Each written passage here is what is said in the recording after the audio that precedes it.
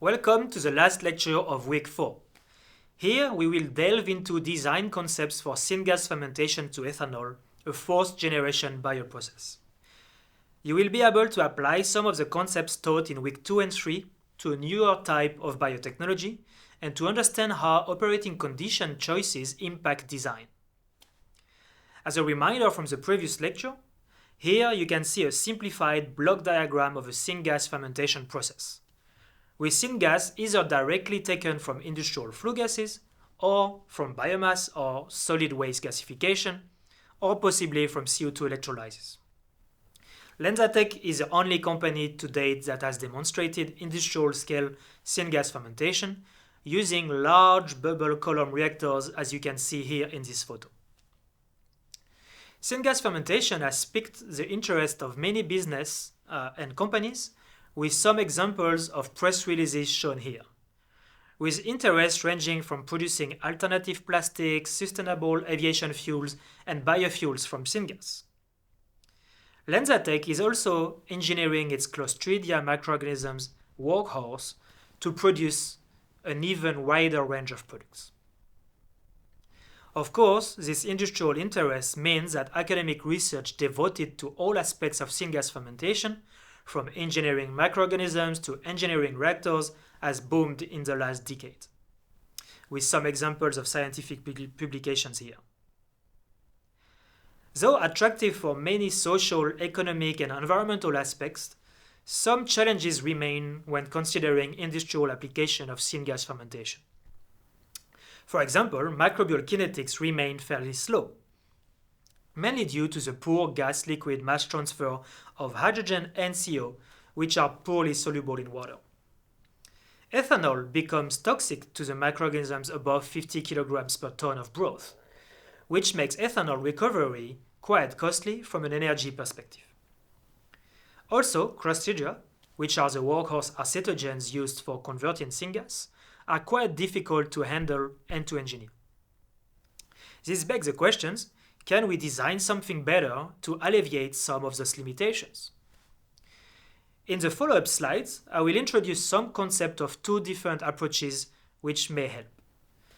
In the first approach, we will see that the composition of the syngas has significant design implications, while in the second approach, we will investigate how ethanol can be removed in situ and what implications it has. You will then be asked to do two exercises to delve into these two approaches. First of all, it is important to realize that the composition of the syngas can be adjusted with a water-gas shift reaction you see here, and also possibly by CO2 electrolysis, though this remains at the research stage for now. Water electrolysis can also be used to feed additional hydrogen if needed. Let's consider three different syngas compositions to realize the implications they have on the reaction, on the operating conditions, and on the reactor design. The first feedstock only contains hydrogen and CO2 as electron and carbon donors. Feedstock 2 only contains CO as both electron and carbon source. And feedstock 3 contains hydrogen and CO. Let's look at the catabolic reaction for these three feedstock, which can tell us a lot. For feedstock 1, we quickly realize that 3 moles of water are produced per mole of ethanol produced, which means that a broth outflow is required. Therefore, that broth removal and biomass separation is needed. Ideally, CO2 and hydrogen are fully consumed, so there is no or minimal gas outlet. But what about the produced ethanol? For feedstock 2, using only CO, we now see that water must be added to the fermenter. In principle, no broth outflow is needed, so the microorganisms can be kept in the fermenter. We also see that CO2 is produced, so we need a gas outlet. And once again, what happens to the produced ethanol? For feedstock 2, we produce water, but 3 times less than with feedstock 1, so lower broth outflow is required.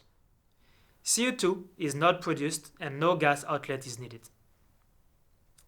If you do a simple thermodynamic analysis, you realize that less than 6% of the carbon and electrons in the feedstock end up into biomass. So to simplify here, we can disregard the anabolic reaction and assume that the overall process reaction is a catabolic reaction. Please use those for the exercises. In a more visual way, you can see on this slide the design implication of using different feedstock compositions. Using the first feedstock, a continuous or chemostat bioprocess can be operated with no gas outlet, while using pure CO would lead to a fed batch operation with a gas outlet possibly containing ethanol.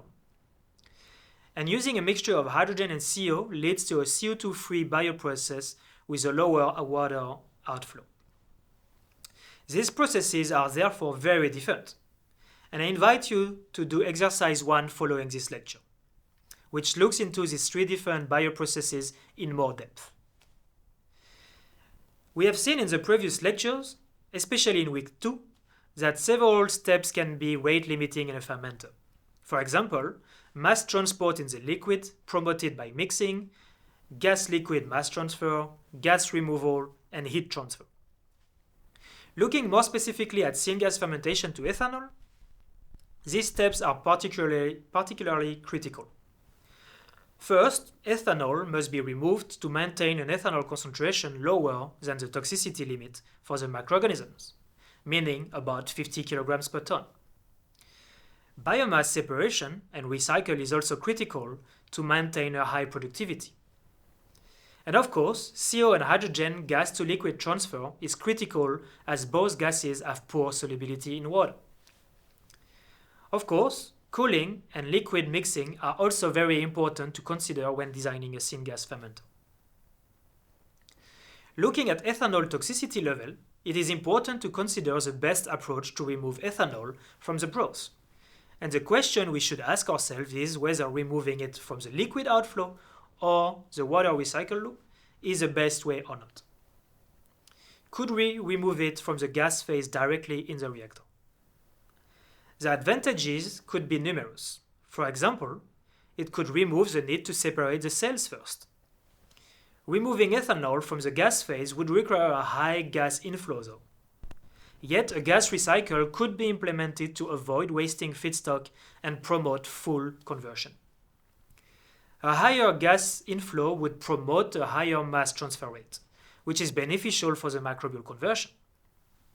Such a recovery would decrease the need for distillation later on, hence decrease the energy cost. To consider ethanol removal via the gas phase viable, the key is to obtain as high as possible ethanol mole fraction in the gas outlet. This depends on many factors such as the top pressure, the ethanol concentration in the broth, and the temperature. Let's look at this second approach more in depth. In particular, let's look at the impacts of temperature on syngas fermentation. First of all, a higher temperature gives a higher ethanol vapor pressure in the gas phase. A higher temperature also increases the gas-liquid mass transfer and results in more evaporation and additional cooling. On the downside, a higher temperature reduces solubility of hydrogen and CO, which is detrimental to microbial conversion.